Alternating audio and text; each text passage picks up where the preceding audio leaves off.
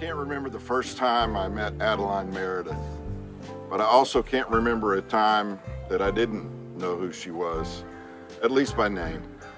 In truth, it was a long time before I knew her story. Growing up in Southwest Oklahoma, my parents were the quintessential couple in ministry. My dad was the preacher, pastor, and my mom was the sweet, supportive, and piano-playing wife.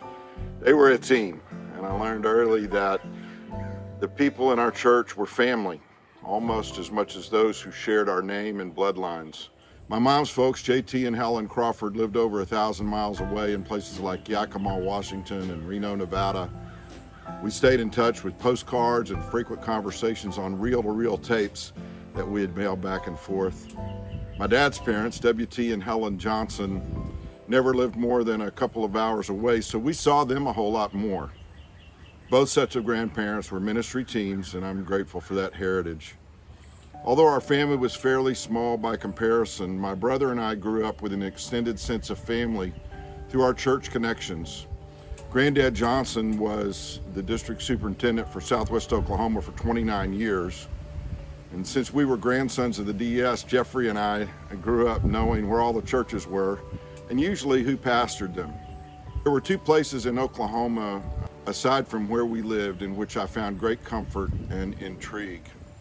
One was the Southwest Oklahoma District Parsonage at 7313 South Douglas on the south loop of what is now I-240 in Oklahoma City. I acted out baseball games in the front yard while listening to Harry Carey and Jack Buck on KMOX radio as they described the action of St. Louis Cardinals games. I learned to drive on a Sears riding mower in the backyard, and also occasionally stole an eye toward the drive-in movie screen that was just a few hundred yards past the big backyard. The other was on Highway 9 just outside Anadarko, Oklahoma. Anadarko was home to Indian City, a tourist spot that highlighted authentic experiences of 7 American Indian tribes. It was also home to the Nazarene campground that Granddad and Meemaw, my dad and my Aunt Karen, and a host of volunteer pastors and lay people helped build. I loved going to Anadarko. When you're young and naive, it's just easier to accept things as they are. Questions are asked and simple answers are accepted, and that was certainly the case with respect to why Adaline lived in the tiny bedroom at the back of Granddad and Meemaw's house on South Douglas. Actually, Adaline had lived with my dad's family for several years before I came along.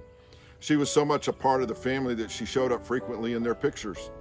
The picture I remember best in that regard was from my parents' wedding at Shields Boulevard, Church of the Nazarene, in March of 1959. The reason I remember it so well is that I would tell people that I was at the wedding, sitting right back there with Adaline.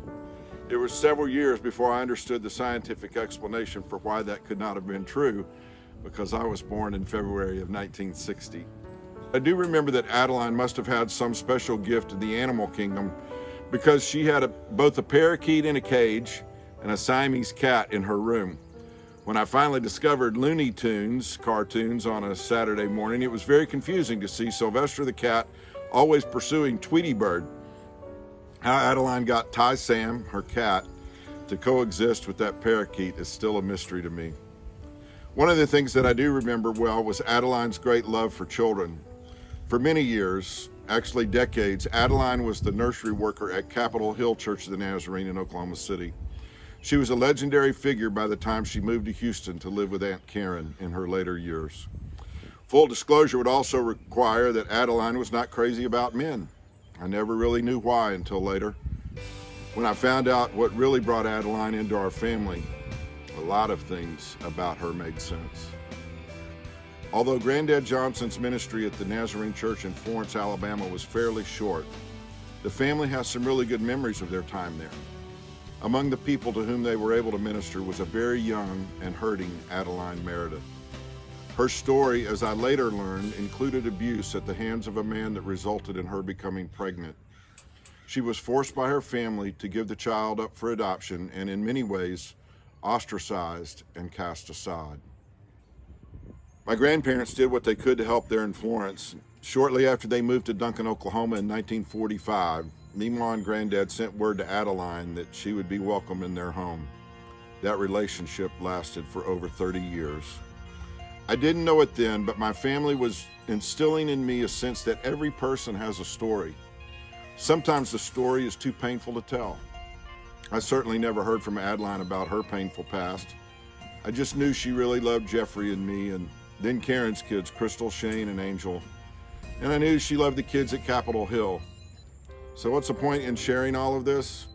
I guess it's just that until we know someone's story, perhaps we ought to treat them with as much care and concern as possible.